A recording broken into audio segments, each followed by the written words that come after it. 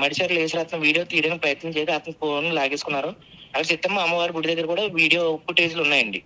అయినప్పటికీ కూడా ఆ వీడియో ఇంతవరకు పోలీసులు ఏం చేయలేదు. నేను మధ్యాహ్నమే కంప్లైంట్ ఇచ్చానండి అదే రోజు. ఎస్ఐ గారు నాకు ఇలా న్యాయం చేయండి, ఇలా పొద్దున కొట్టారు, నాకు టీషర్ట్ చింపేశారు, ఆ ఫోటో గట్రా పెట్టాను. అయినప్పటికీ కూడా ఎస్ఐ గారు ఏం పిలవలేదు, అడగలేదు.